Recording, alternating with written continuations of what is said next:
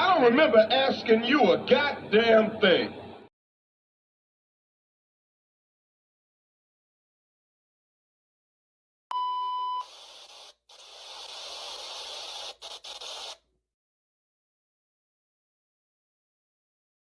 That's how you know somebody doesn't respect you.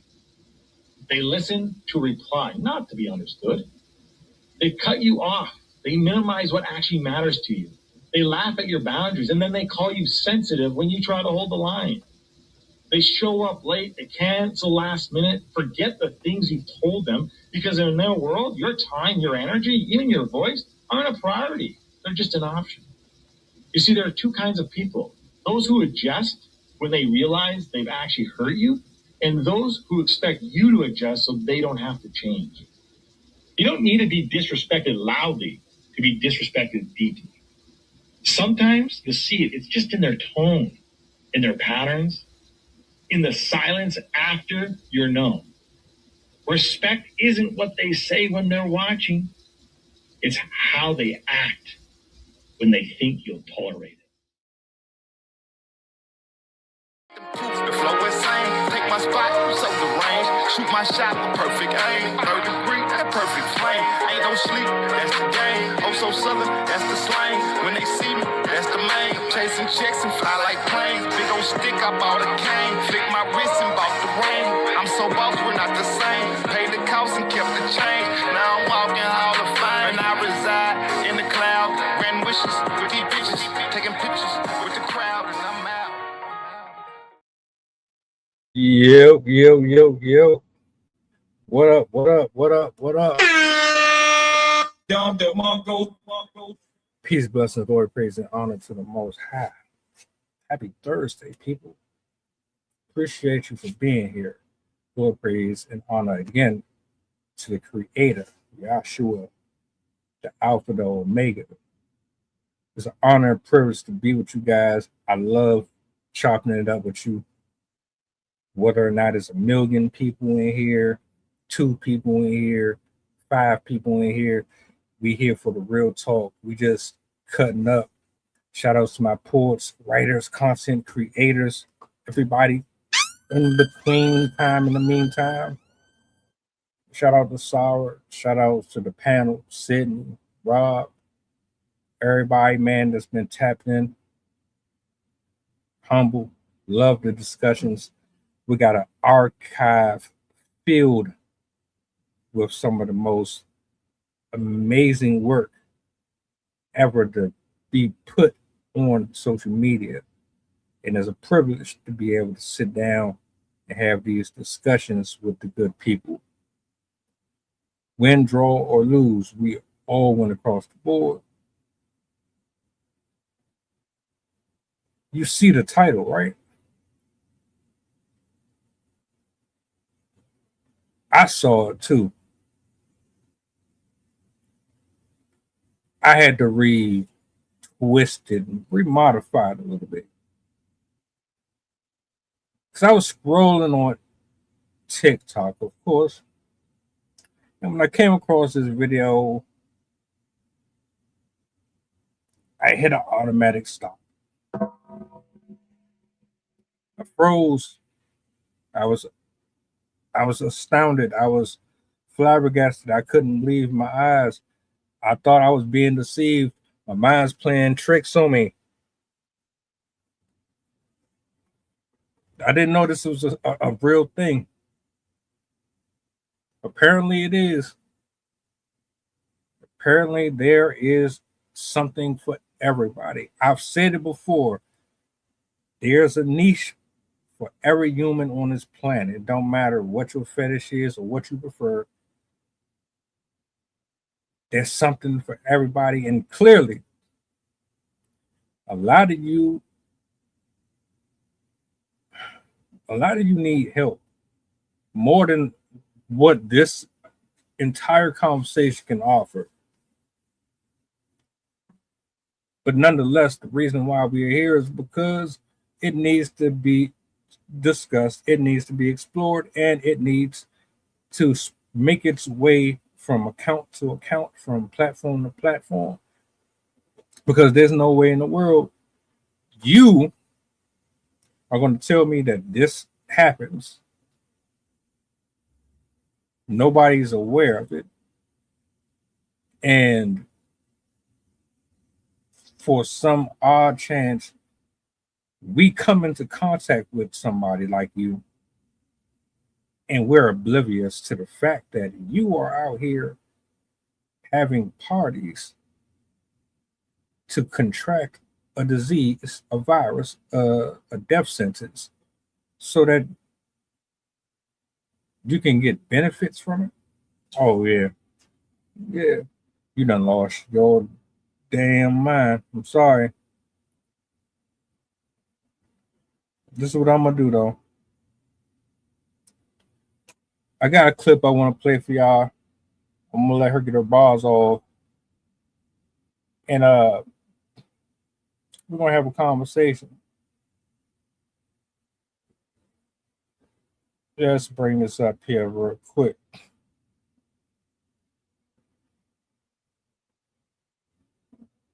Before I go to bed, I got to tell y'all something. So I found out that people are actually going to parties and they are contracting HIV, y'all. Like they're doing it on purpose. They're actually going to a party or a get together where people that already have HIV or HIV, and then the person that doesn't have it comes to the party and they get together. They have schmecks, and the person willingly catches HIV. And the reason why they do it is even crazier. They do it so that they'll qualify for disability and lifelong health insurance. I can't believe it. Like you are willingly giving yourself a disease so that you can just sit home and get disability and life and health insurance. I mean, have people not seen like the end results of that particular disease? Like it's not easy. And yeah, the medication might be working now, but after you've been on it for so long and your body starts, developing some immunity to the medication, then as you get older and as the disease progresses in your body, you're gonna, your body's gonna start to shut down on you. And that's where the pain comes in at and all that other stuff. Why would you want to inflict that on yourself? This is a hell of a time that we are living in right now, where people will actually go and get, that's just unbelievable, but it's true. That's what people are doing. Please tell me, how the hell do y'all feel about this? That is crazy. Before I go to bed, I gotta. Max, I see you in the studio. It is very sad. It is extremely sad. Extremely sad. Um, I managed to catch that. The video that is. What? When I saw HIV parties, I'm like, what? I'm like, is this for those who already have it? Never mind. I did not see that. There are people who will do things for disability just to collect something. There are people who will like identify as such.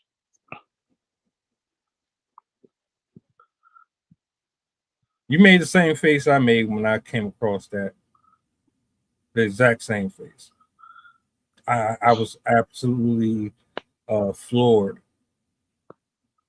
and it wasn't because of the party aspect, or it was the idea that people literally have gotten to a point to where they're risking their actual life, literally, for a disability check. Good day, good day, good day. Dude, I, I, I HIV don't. is serious. Go ahead. No, yeah, it's Uh, extreme. no, no, because sorry, I was gonna say like sound like multitasking. No, they yeah, HIV. I don't know what the. I know that the beds have gotten better. To the point where it's like non-detectable. However, I do pray that for those who have this disease, I pray that the medicine works for so many years that you get to die of natural causes and nothing else. I pray that the medicine works to your advantage in the name of Jesus for those who need it for the right reasons. Um, the thing that I am, is yeah, you have to consider the fact that you're trying to give yourself something that if you don't have the insurance for, if you don't have the proper access for that medicine because it's very expensive, you're risking yourself. That's a very delicate situation. HIV, eh, what some people would not do for a shot for that thing, for a vaccine, the medicine's all they got, and that's just stupid to be doing that. Like, I get it, it's so desperate out here, but bro, you say what you gotta say. I don't know what else to say. Hey, I know. It's one of those subjects, man. At the beginning of this stream, I said, look, one of my main reasons for discussing this is because, well, there's different layers to it and different avenues that you can cut in and out of. One of them is the fact that a lot of these men and women who got it, they're vindictive, they're very spiteful, and so much so that as far as they're concerned, this is life or death for them. It really don't make a difference whether or not someone else gets hurt in the process. They already got it in their mind that it's over with for them. So their concern or their empathy for another human being goes out the window. Imagine you being told that you got X amount of time to live because of your what inability to practice safe sex, or maybe somebody intentionally gave it to you from being irresponsible. You like there's many ways to get it, and you like how do you take that into consideration of I'm gonna have to suck this up, I'm gonna have to be mature about this, I'm gonna have to be a role model, etc., etc. I can't go around being overly dramatic, emotional, have this rage in my heart, and still live a normal life as much as possible. I think it's. Like, I'm gonna try to land it because I know there's too many different things that I'm trying to go in and out of. I do yeah, I want hear to you. say I want to say like you, my thoughts and prayers go out to people who actually are living with it and they didn't use it as a. They're not weaponizing it like they're trying to educate people. And I mean, for everybody who has it, of course, obviously, but the maliciousness behind it, that's a whole nother thing that I'm jumping in and out of. I have a habit of doing that. I just can't get my Mm, mind around how we've gotten to a place in life where we are willing to go to these extremes to survive in this economy.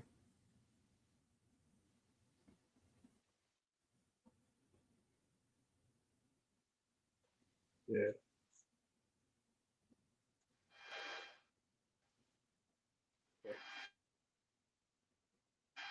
You definitely playing with fire. hello. Um, Sorry, my phone is like for some reason. I'm trying to. I, Hold I swear I I had plenty of time to really think about what I wanted to say, but how can you really respond to something like that? I want to warn people. I want to empathize with people.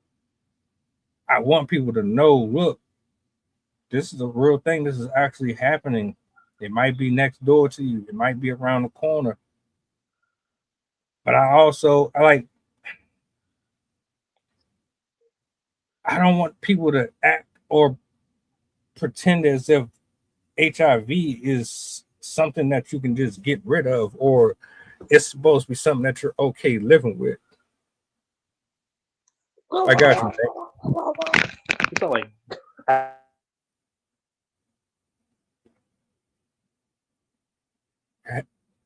It's like once upon a time. I'm gonna drop him real quick. I'll bring him back up when he's straight. Once upon a time, you couldn't have the cooties. You couldn't have no type of STDs. If you had anything, herpes, gonorrhea, any of that stuff, that was frowned upon. Nobody wanted to touch you. Nobody wanted to be associated with the person who had this and had that. You got shamed for stuff like this. And like once you remove shame and once you begin to advocate for perverseness, let's put it that way. The minute that you begin to sidestep what a landmine looks like so that you could partake in your indiscretions, you gave leeway for a lot of this stuff to branch out and become more than what it actually was. This was never supposed to be normalized. Ever. We wanted science. We wanted them in that field of work to find ways to solve the crisis. Give us a cure.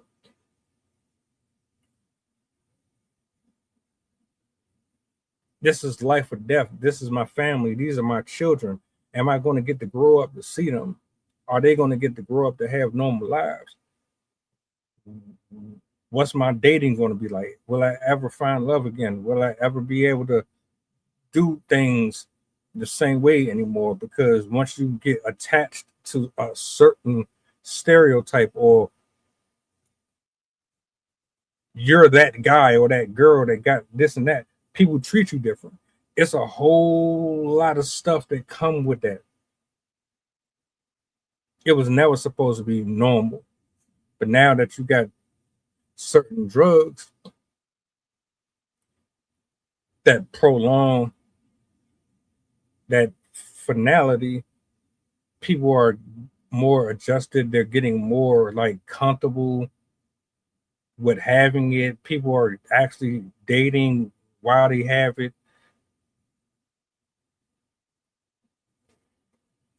I'm so scatterbrained.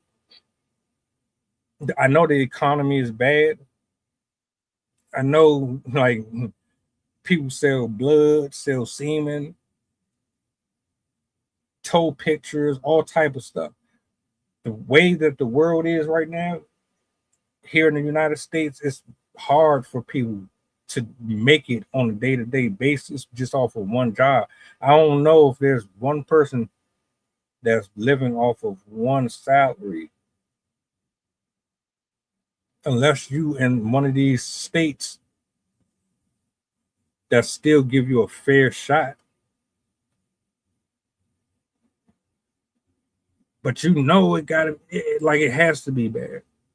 It has to be bad when you are trying to, what's the word I'm looking for?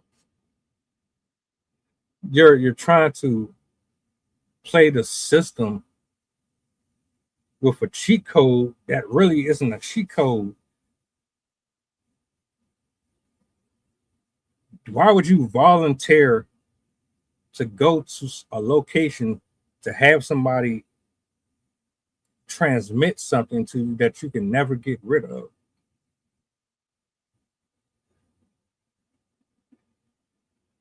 I don't get it. The psychosis behind it. I would love to have a conversation with someone who partakes in this out of curiosity. Like, where is your head at? I know people in dire situations or have been in dire situations. Nothing to the extent where they have something that they can't get rid of, but their lights about to get cut off, their water shut off. They don't know where they're going to get their next meal from. I've been there. I know people who have been there, and they've never said, "I'm going to go out here and put a penis in my mouth," or "I'm going to go out here and sell myself to do." I don't know, bro. Like for real, Bro, people don't care. They don't care. They don't care. We would never personally hear anything, but I'm telling you, man, you hang around New York City streets long enough, especially around the month of June. Oh, you're gonna see some wild stuff. Even at Comic Con, I can't even go anymore. I don't think I can go anymore. They do not care. There are people you see from families to people wearing provocative things. That alone, I'm just like, nah, this ain't friendly for children no more.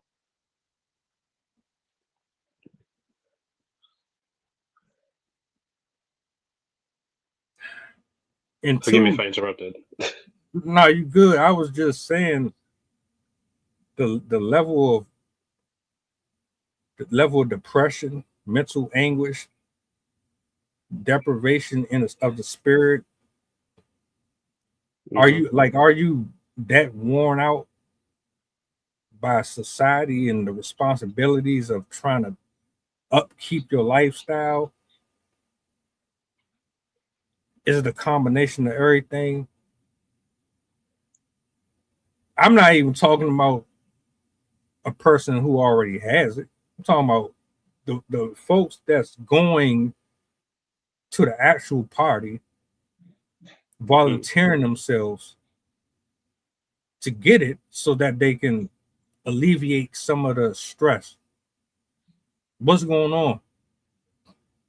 HIV is an extreme thing to go to. I mean, as we said already, it's I that's the perfect question to ask. Like that's literally the the initials is always for our I think our the world the way the world's looking to people is WTH. Like what the heck is going on around here? Literally every day, and I don't blame people. And the funny thing is that maybe I'm nostalgic for the wrong reasons because I didn't live in this generation, but you know, I do think, and this is not to sound like an old head, but maybe it's just our tech has done too much too quickly. Despite the fact that there are some things that movies predicted that we do not have yet, like that, marketably. Flying cars. Like, thank God we don't have flying cars. I can't imagine the nightmare in the skies with that stuff. The, don't don't go by what you saw in Back to the Future. What you saw is a movie for a reason, because if that was real life, that would not end well. I do not believe so. Um, it's just there's a reason why people now are like cutting back from social media. Like what I like is that kids are there's a whole generation out there like, yo, we buying DVDs again. We're not doing streaming services. And I've seen posts where I don't know how true it is, but they said that when they show kids older shows, the stimuli is not as high. Like if you showed them like Franklin, the Turtle Show, you know, the one about the turtle, the Little Bear, little like a lot of PBS kids shows from like the early 2000s that I grew up with. They weren't so stimulating, like they weren't stimulating in the unhealthy sense.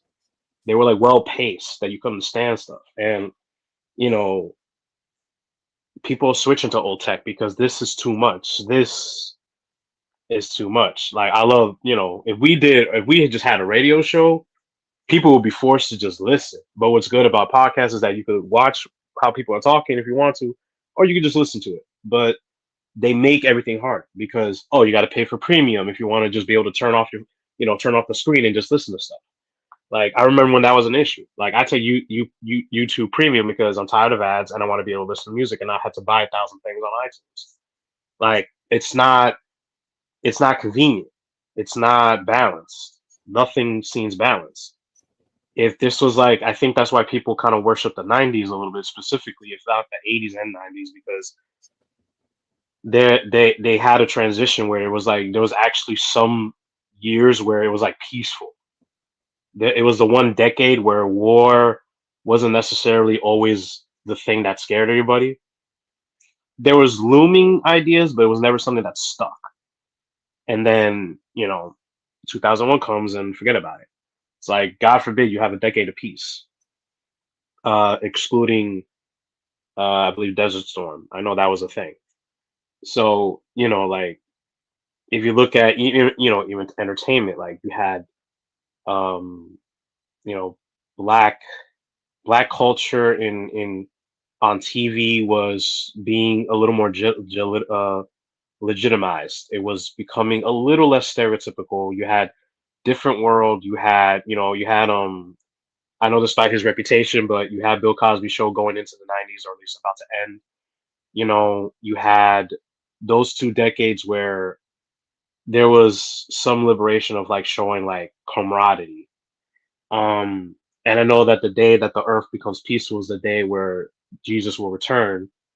Um, so the chaos is a sign of like, look, that you still have time to become a follower of Christ. But it's like that decade was like it became like the prosperous decade. It seemed like in hindsight, in retrospect to some people. I could be wrong. Anyone is free to correct me, but looking at the scope and how people remember it, it was a little simplistic. You know, even everything up until 2000, I would say 2009 or 10. I think right before the iPhone, because the Sidekick was like the beginning of a lot of stuff. That was like the end of phone conversations. Once they get a keypad on a phone and you could flip it like a toy, forget about it. That was it. It's just everything gets worn out because it's so saturated. Everything is oversaturated. You sound like me earlier. I think, man, almost verbatim. I said this to Sarah Oh, earlier today, and I think I said this to Sydney yesterday. Look at the timestamp. For me, I always felt that simplicity always outweighed the complicated stuff. The minute you started adding on, it's what added the like. Sure, now we can do this, and we can voice command for our information, but that made us lazy.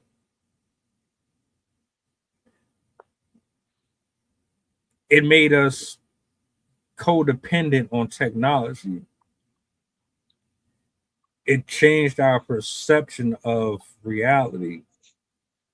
I'm looking at the screen here, talking to you, but I turn away from the camera. I'm looking out my window. It's not the same. It don't have the same feel to it. But nowadays, people can't differentiate between the two. So when you get on here and you see something that you like and you feel you have access to it because all you gotta do is push a button, you don't realize that the life that you see here is not the same life that is outside of that. And I missed the 90s. I missed the 80s. I'm an 80s baby. Mm. I put it this way, WWF. I miss WWF Everyone because does. that's when everything was the rawest that it could be. No pun intended, pun intended. Yeah. And y'all, I don't know how we got to a place to where you normalize having to live with something that you never had to live with. Yeah. And now it's recreational. So now you can go online and you can sign up for it. And they have parties and they have hosts that welcome you in. Hi, Bob. Would you like to have a STD pop? That'll be $20. What? I'm sorry, the voice you put, bro. That's dude. I remember what's his name? The comedian, the white comedian. Bob, is it Bill Burr? Bro, he made a good point. He said, you know how hard it was to get access to porn back then? It was like the most shameful thing you had to deal with. Like to go to the store, you would like to get a blow up doll, all that stuff. You had to you would disguise yourself. You would sneak to the store somehow where no one could see you, and just sneak and get out. Hopefully, like it was a whole conundrum to do something. Now it's so easy. It's just like, bro, there was a whole magazine dedicated to it. I think Time magazine. They were talking about how bad it is. Terry Crews spoke of having an addiction for years to the point where that it became bad. The article talked about studies where young men are having a hard time enjoying the real thing with girls because they got too stimulated by the virtual stuff. So now it's like, and that's not something that should be happening when you're 20 and 30 and 40 years old. So it's like, yeah, you know what, like our generation, I think, has validation for nostalgia because we remember what it was like, but we forget what it felt like to not have stimuli all the time that wasn't from your imagination. But because I was a kid in the '90s, going into the 2000s, I was in '94, so I'm 32. So I was a kid. I was amused by everything and anything. So I don't know what it's like to be an adult at a time when a cell phone was money. Like that had to be worth your time. You either talk to strangers or you didn't, and be like, yo, let's meet up at this time, and you would not have any way of knowing if they're gonna show up or not without the phone booth, or without just trusting God that everyone's okay, and you won't know stuff till you get home or the next day. And now because everything's like this, the slightest delay can make you anxious. And I'm just like, depending on who you care about the most and who you talk to the most, forget about it. Be like, yo, they okay? And this, forget about it. Like, if people are away from the phone, that's a healthy thing. And the funny thing is sometimes it's like when people are not on the phone like that and you're used to it, it makes room for anxiety. So it's crazy. Like I remember I used to be stimulated like when video games was the stimuli, I felt like that should have been the cutting point. That should have been it. Because the phone, I get that like it's good for the convenience of like being able to do everything on it, but at the same time it's like it leaves too much room for what you said, codependency, because you had to do a lot of effort back then. Like that transition was like peak because you had a little bit of everything and it was enough to where you'd be like, okay, I need to shut this off. When they were making Toy Story 2, bro, they had to work so hard. They were so hard that it was so bad. Some of their eyes got damaged because of the blue screen. Because they had to. I mean, granted, they had a situation where the whole file was about to be deleted, so they were like working hard because they were trying to beat a deadline within a year, and the risk, and that's in 1998, 99. So imagine now you Right. gotta, there's not a special glasses just for the screen. Yeah. I'll put this thing in dark mode.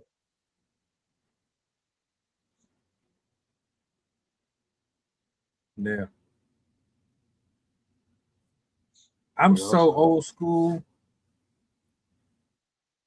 that I was impressed. I was impressed with a TV show that had a cliffhanger that made you wait for a whole week before you got to watch it again. You didn't have the when Raw and SmackDown and all that was going on. You couldn't just rewind it and replay it on YouTube and all that. You had to wait to the next Monday for something else because it didn't come on every day. They had other shows, but it wasn't like, oh, they're gonna just pick up from what happened Monday. No, you got to wait till next Monday, or just even being outside until the lights came on. You weren't thrown and given everything all at once. Now you just got it right here in your face, or at least you believe you do, so you feel entitled to it. It's a sickness. I don't know how you would phrase it, but we're constantly chasing after something. And in this story specifically, the way that I listened to it,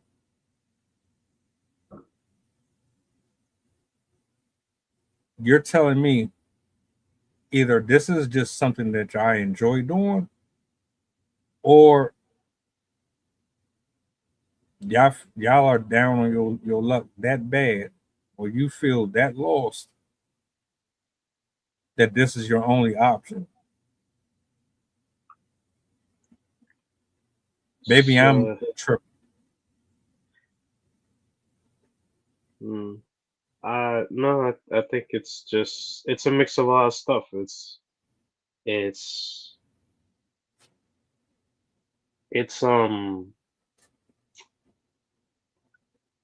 I mean, I always point back to spiritual.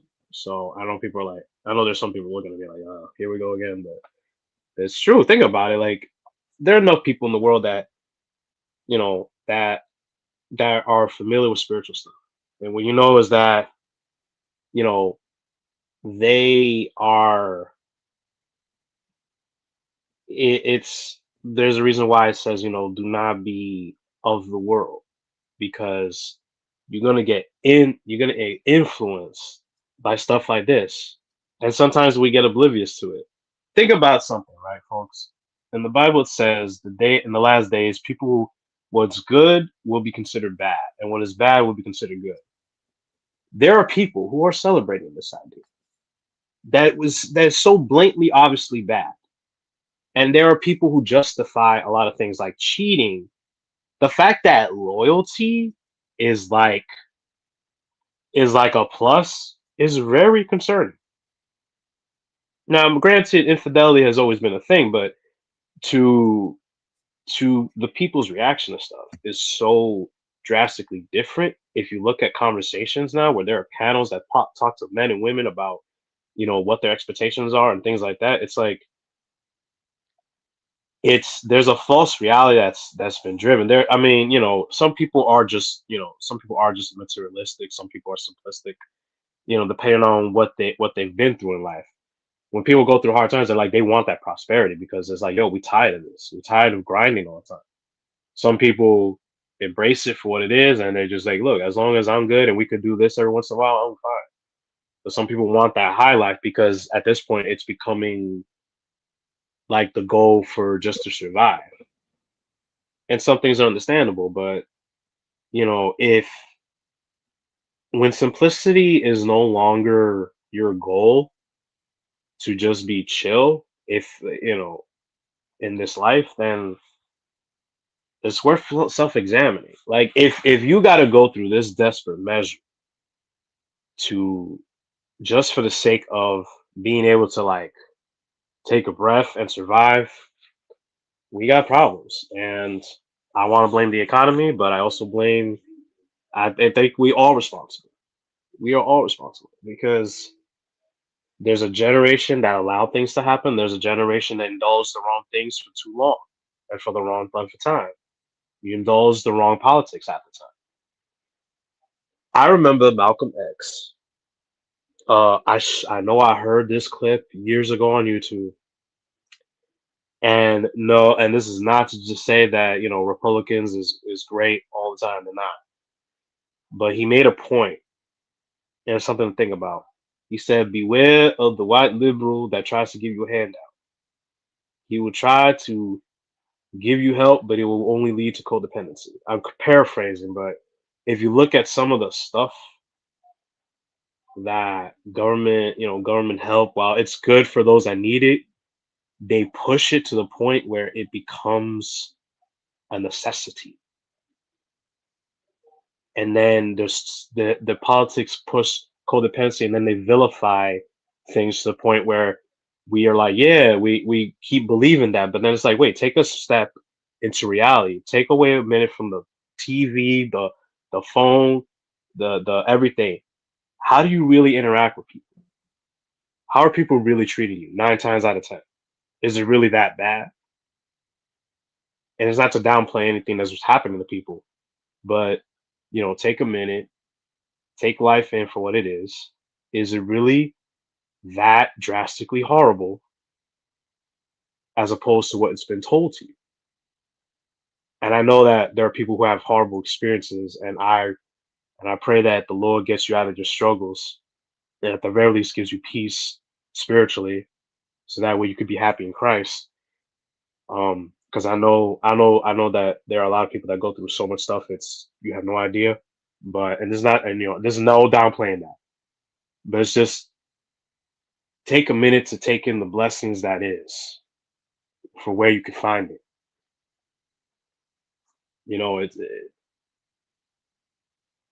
What gets pushed the most is what people end up getting hooked to, and they start believing that to the point where you're programming people. That's why the Terminator is a movie. That's why a lot of the movie. You pay attention to some of the movies.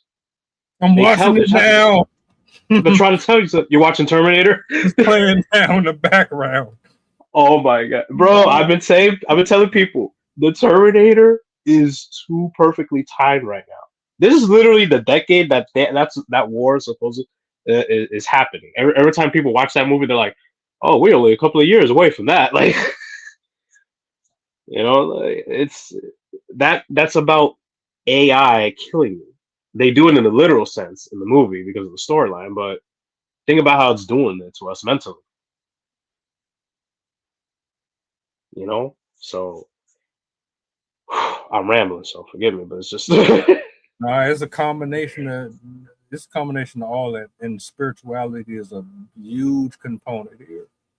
It is. It always is. It's influential. Like if you're that mad at God, I mean, look, I've been mad at God. But like if you that mad to the point where you reject his ways of things, even in the general sense, that's something to self-examine about. Why you hate that? Why do you think this other way of rebellion is so much better? Like, give things that are godly a chance, because you will most likely find peace in the long run. It ain't easy, but it's better for you in the long run. Well, I think you kind of answered your own question. The long run.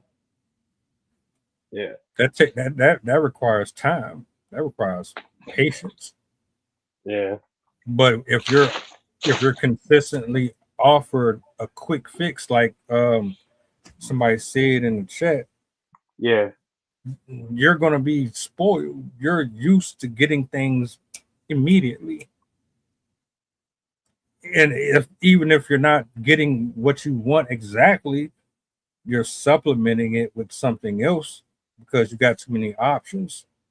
So if you can't have her, well, if you scroll down long enough, you'll find someone else that looks similar to her or has a different bone structure, shape, but she's still culpable.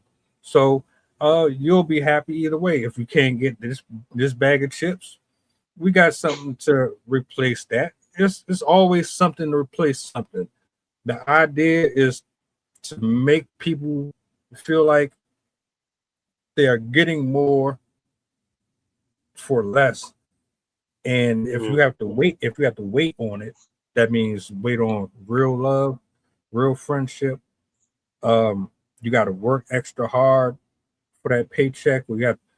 That's not the way to go. That's a lot of the reasons why people reject the word and they go off and venture into their own things. And I think a lot of the government and the people who create these havens for it, they understand that science behind it and they apply it very well.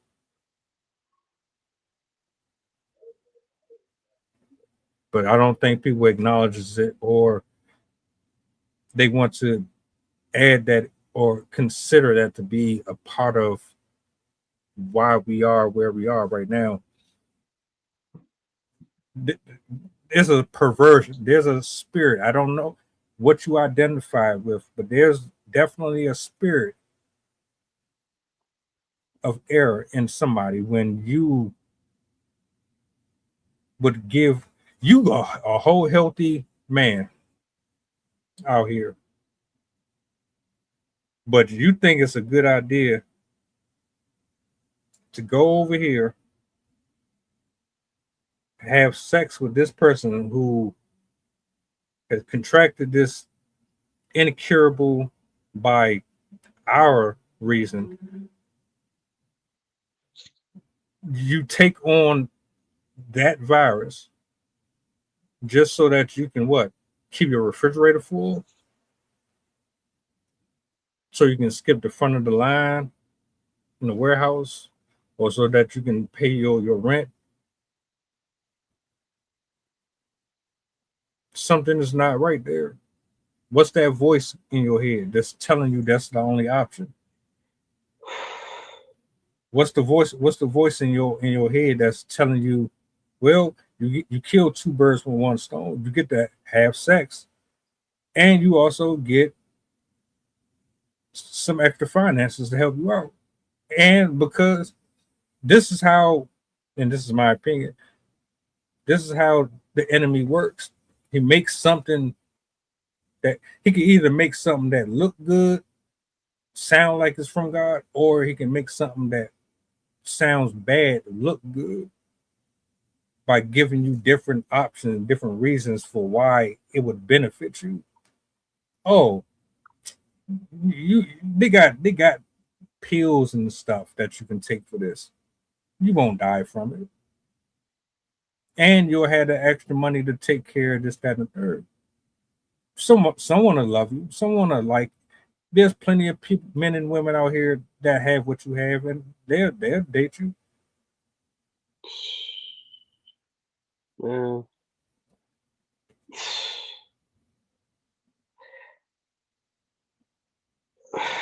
I don't. You'd Oh, be sorry. surprised. You'd be Look, surprised. no, I know. I no. I was you spoke biblical truth about the enemy looks makes bad things look good. Like a lot of some of the social movements, and people can come at me if they want. I don't care. But it's just like why do you think it's so good when it doesn't it doesn't have any long term benefit? Like it to like first of all, having HIV, I know I think it's considered a disability, but that doesn't always guarantee something.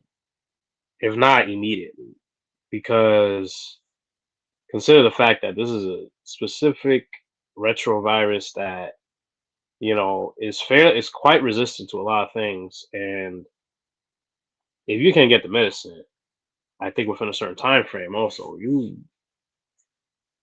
there's no there's no guarantee there.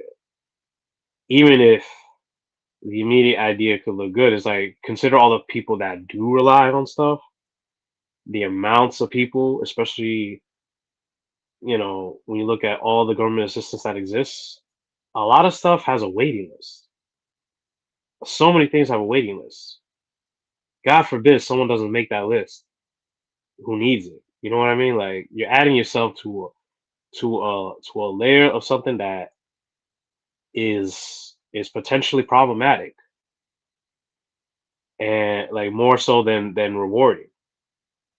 You know, while assistance is there for those that need it, it is oversaturated, and none of the benefits of disability is guaranteed to you, if anything, within a timely manner, especially with particular illnesses.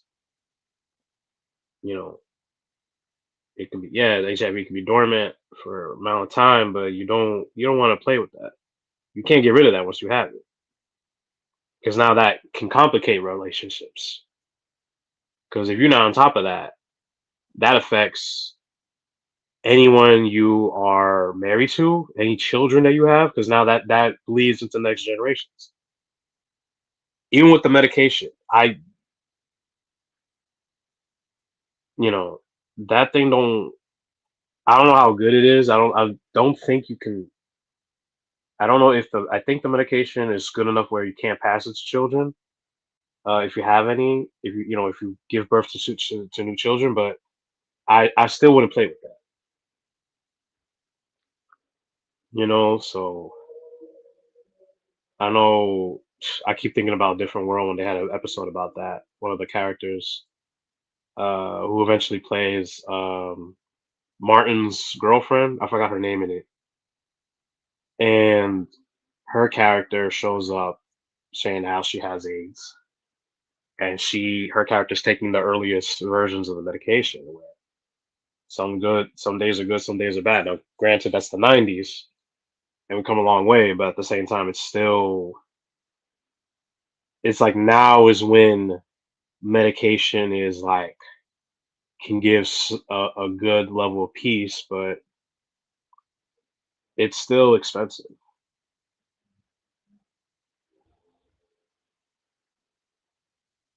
My bad. I just wanted to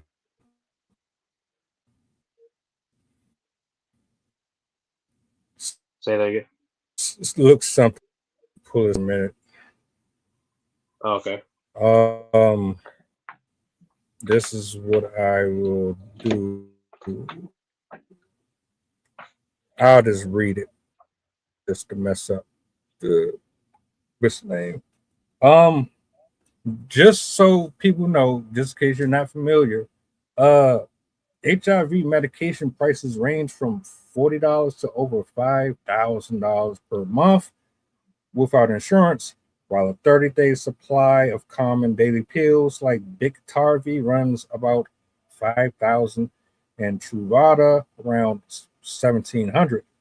Specialized twice yearly injections like lenacapavir list for roughly 28,000 annually. Generics and copay programs drastically reduce these costs. I'm just giving you a little summary of what I saw. Everybody ain't making that. Matter of fact, I guarantee you a large portion of the United States is not making nowhere near that. Um, Again, it's one thing when you forced to live with it. I know y'all got it the worst. I know there's stories. I've seen a few of them. I've watched a few of them. But for people who are in 2026 and you're minimizing it, like you can just brush it off like it's a mosquito, you clearly done miss sex education. Yeah, that is not being given. They went hard on that when I was a kid, and that was 2007. I was 12, 13 years old being told about this. I was like, I'm not doing none of this.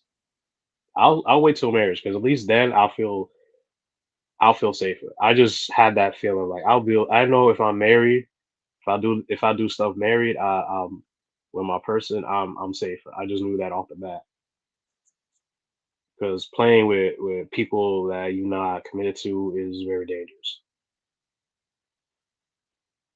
And even right now in 2026, you don't know what you're going to get. Married couples don't even respect or honor marriage anymore. You know, Yeah, but yeah. I mean, more people who are getting married young, and I like seeing it. In the last 10 years, I like seeing that. I've started seeing that. I've started meeting more people in their 20s that are like, "Oh, I'm married. I have a husband," or something like that. I'm like, I'm glad to hear that.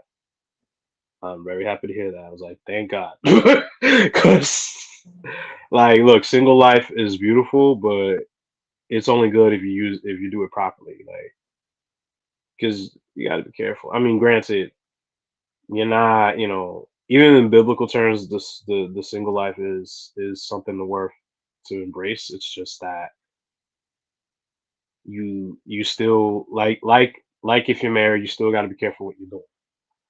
The difference is you're accountable to yourself. I prefer anybody to get married younger. Like Yeah, math, there's a reason why we supposed to wait till we get married, but nobody does it. So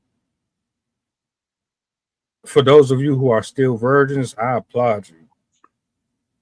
I should have started the whole stream off saying that. oh yeah, I was Yeah, here, so yeah. But look, hey, better late than never. yeah, but for real, for real, y'all the real winners. You are. Everybody will tell you sex is overrated. Everybody will tell you you might as well just worry about your studies. And and there's a reason why people say that. Trust. Mhm. I hope and pray I never get to a point where I would probably sell blood or something, donate blood or something Mhm. for some. That's different.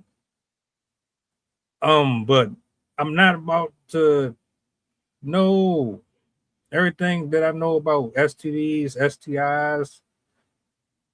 It's bad. Nothing good comes from it. Every video I've seen of people who had it and went no, and I'll never be able to afford that. So imagine you being broke and you can't afford to have it, and you got to live with the symptoms. Yeah. Even diabetes medication it can be a little tricky, depending on who your providers is. So Yeah, imagine it's like yeah, it. I think Dave Chappelle said that years ago that if I'm not gonna use the actual word because he used a curse word, but he said if sex was in stock, it would plummet because you oversaturated the market with it. And it's true. I think that's why like greed Bang, bang, bang. has led to a lot of things not being quality anymore. Because this is probably not the greatest example, but so I collect model trains, right?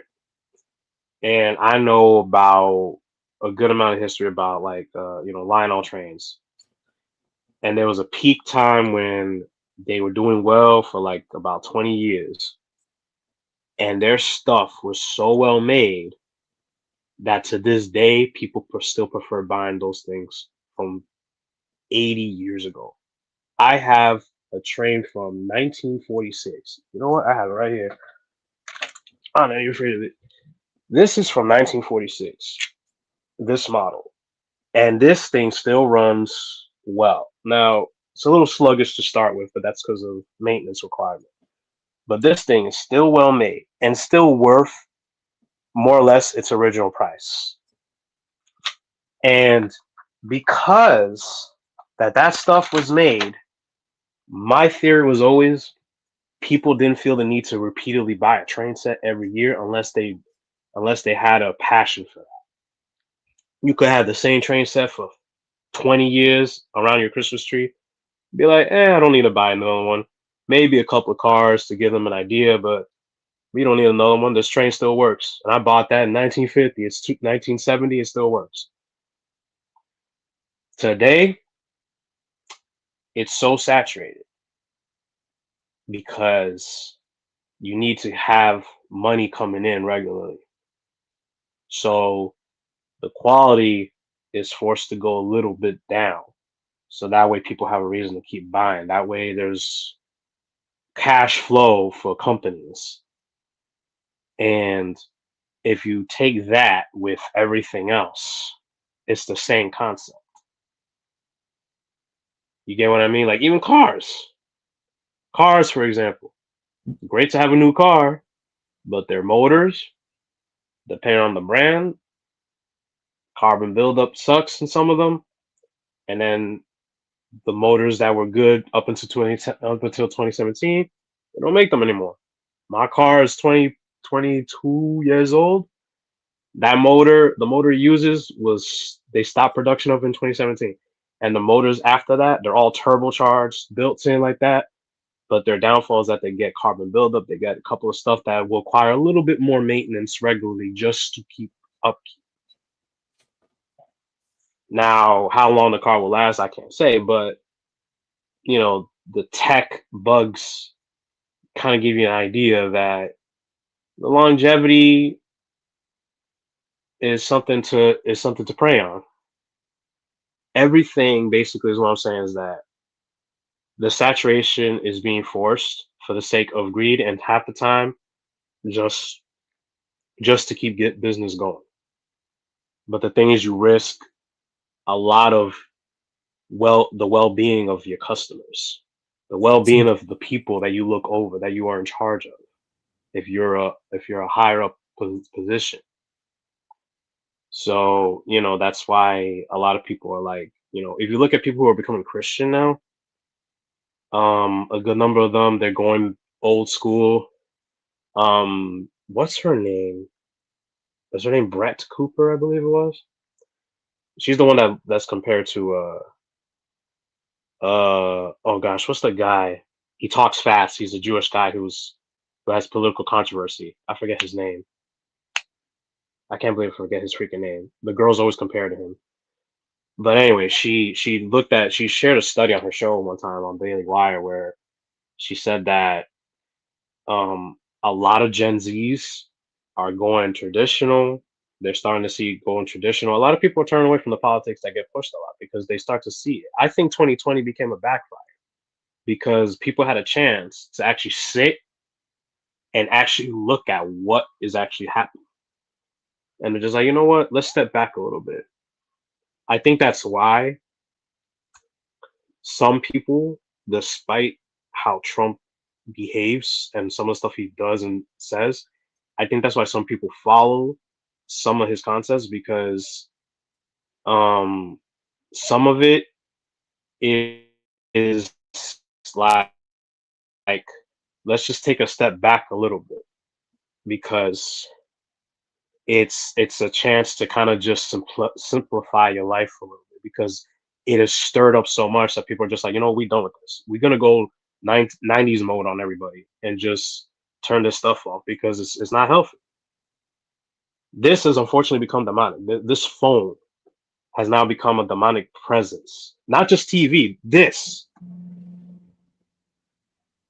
And it's because it's no longer, even dating apps. There's a girl who said, a friend of mine shared this, saying she don't do dating apps because it's just, if you think about it, it just leads to lust. You're just looking at pictures of people and just like, oh, they look good, this looks good, forget about it.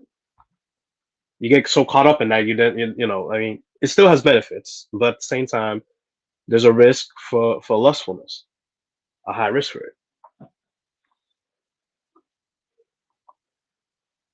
Bro, you don't know how many stories I've covered in the last 2 years off the dating app stuff. I mean, white dudes, black men killing these girls that they meeting on these apps. And I used to partake in them. Back when I was in my teens, oh, I was on them. I didn't really grasp the concept of the principalities of darkness. Like that shtick, I knew it existed, but it wasn't prevalent in how I was moving then. Again, things were a little more simple. Mm-hmm. Plus, you did have to work a little harder for stuff too. Like with those dating apps, you were getting on them hotlines on the phone, stuff like that. They weren't like Plenty of Fish and Black Singles Meet and all that. No, you called a hotline, you had to pay a subscription or whatever, and you was but that's neither here nor there. They still make you work a little bit. They charge everything just to see who likes you. I'm like, yo, that is wild. Oh, it's worse now. Dude, one of my friends, she said, assistant crash, she said that like I feel so sorry for your generation because it's not like when I met my husband. Like she met her husband on MySpace, and some people are like, "Yo, can we get that back?" I'm like, bro, I will not say no to MySpace. That was actually I never had one, but I've seen my friends' pages back then when we were in school, and it actually looked cool. It was like, you know what, that's actually chill. You get to show off your personality better. The fact that you had music playing over your page a little bit that's actually a cool feature that I kind of hate that social media doesn't carry, with the exception of like you could do it on posts, but it's not part of your whole page. But yeah, like she said, it's not like before. Like dating online back then, meeting people online was like very, very different. Like and some people have like this mixed thing about um that, like, depending on who you get dating advice from, it's like it can either help you or not help you, because it's like by when they met their person, it was before the stuff that happens, because so much changes by the time you're 10 years into a marriage. You're like, bro, you don't know what it's like to date now. You could tell is wait on God. And it's true that we should, but it's like don't lack proper empathy. I say proper empathy for the fact that like there's something that has to be worked around the way things are now, because it's not like not even 10 years ago. One of my friends, he's been married what, maybe 6 years, dated his girl for been with his girl for like maybe almost 10.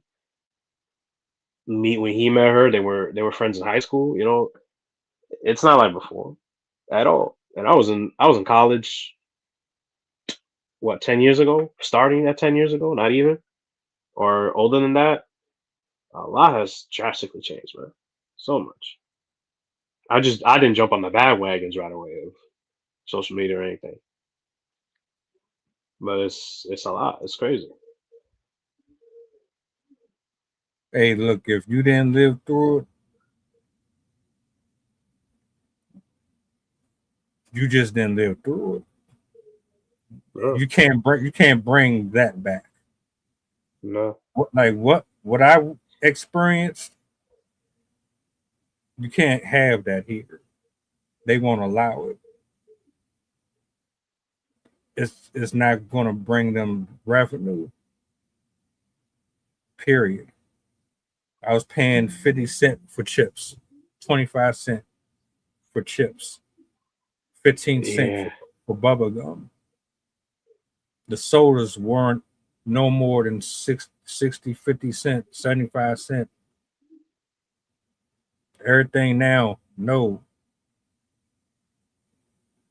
Eggs, $15. Cereal, $15. Your sodas, $3, $4, $5. That timestamp, they they just based. It was going back to what you were saying about the car.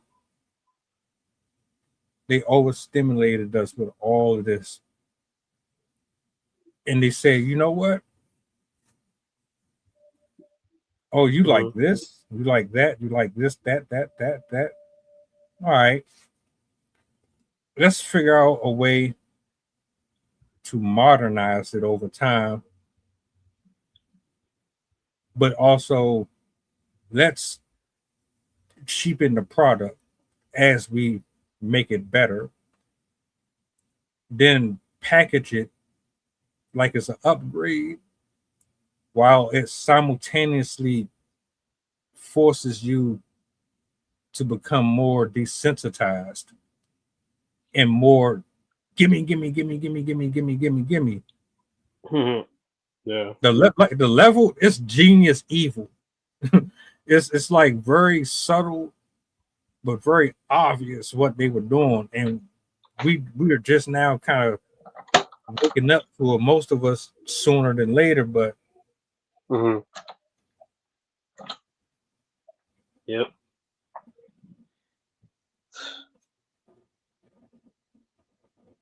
Yeah. Like what was I gonna say? A lot of things get cheapened, and then instant gratification is the main culprit of it because it becomes forced, and then some people are forced into that situation. It's like you have to get this done by this time, and this and that. There's usually like a time frame where it allows room for things to get to places, you know. Um, and like it's just it's a pity, like, and there are brothers like in different like hobbies that talk about how like, yo, this is expensive, and like some things have always been expensive, but there's nuances to like, okay, what's worth their price. So like for example, I showed you that old train, right? That thing still works. I don't use it too much because it's a little noisy, but it still works. This is a model of the Polar Express, right? This thing has every computerized feature you could think of, with the exception of the whistle blowing steam out of it. This thing is worth 500 at a retail price, and this thing after 4 years is malfunctioning on me. And you see how nice this looks? Very glossy, but in a way, it's like, you know what? That's nice, but it's just glossy. No disrespect to Lionel, but you're just looking at the difference. That old one looked like it was made industrially, but it has no features. But you know what? There are kids, college kids that I love that I'm hearing this. They are tinkering, they're taking advantage of their engineering degrees with their hobbies, and they're taking old trains and just putting, you know, third party sound systems in. And some things we don't mind, buying stuff from now because there's still some good stuff. But you gotta look at the big picture stuff. Like, okay, they're like, like there's a reason why sometimes, like, if you look at shows, the first car is always an old beat up car, but you can always fix it up. Take your time with it. You could still find good stuff, depending on what's worth doing, to just, pretty it up a bit. Take an old car, find maybe a better version of the engine if you can, give it that, give it some TLC, and you can, and the car will last another 20 years at least. because it depends on the cost. Like if it's worth the maintenance, it's fine. Because sometimes the insurance is what makes things worse for like a newer product.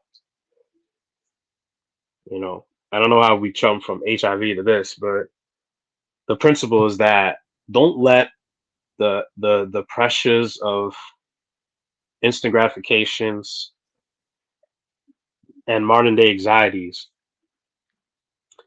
push you to a place that you may not be able to come back from with peace, because your peace is very important.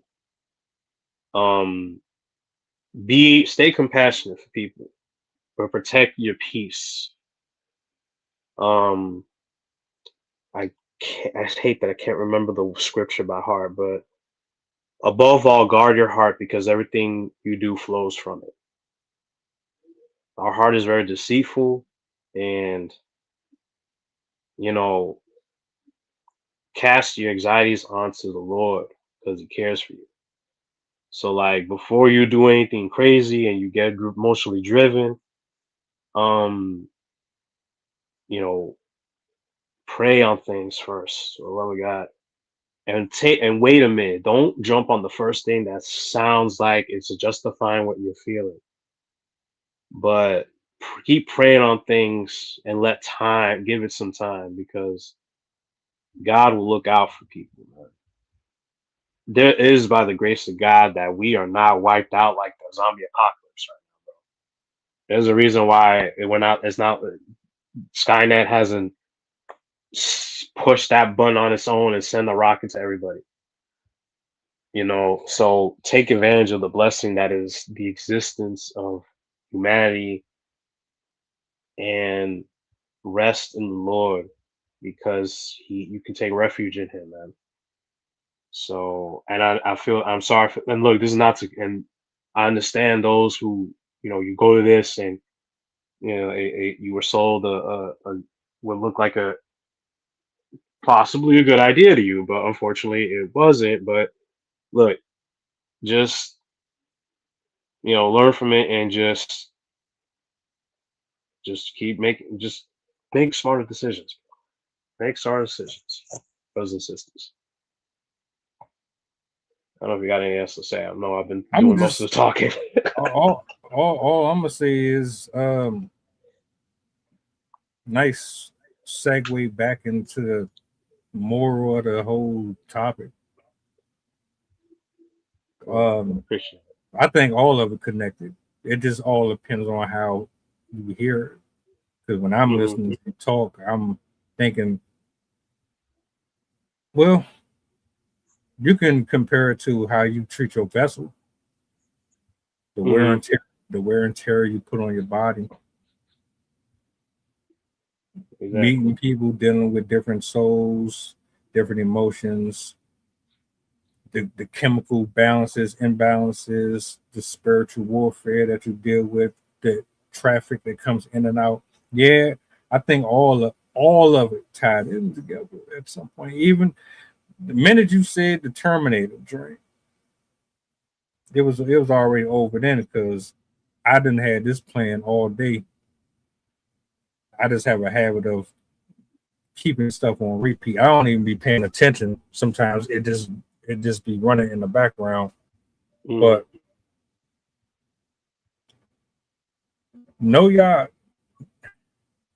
I'm not going to tell you who to believe in, what to believe in, but you are more than just an employee.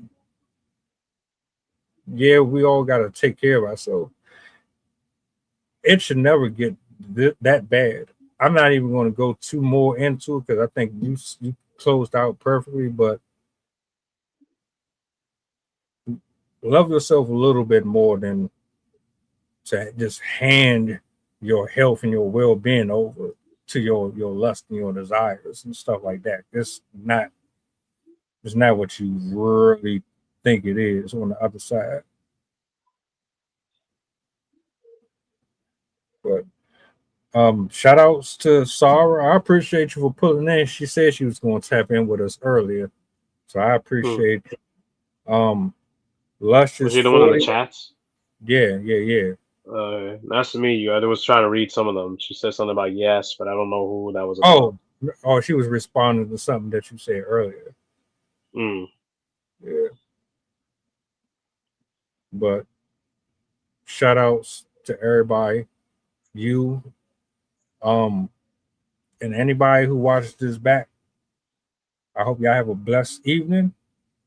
Happy Friday too, just in case we don't get to chop it up. Enjoy your weekends and all that good stuff. Do me a solid before you go, if you don't mind. What's the goddamn button? Peace. Have a good night, y'all. God bless. The flow insane, take my spot, so the range. Shoot my shot with perfect aim. 3rd degree, that perfect flame. Ain't no sleep, that's the game. Oh, so southern, that's the slang. When they see me, that's the main. Chasing checks and fly like planes. Big old stick, I bought a cane. Flick my wrist and bought the ring. I'm so boss, we're not the same. Paid the cost and kept the change.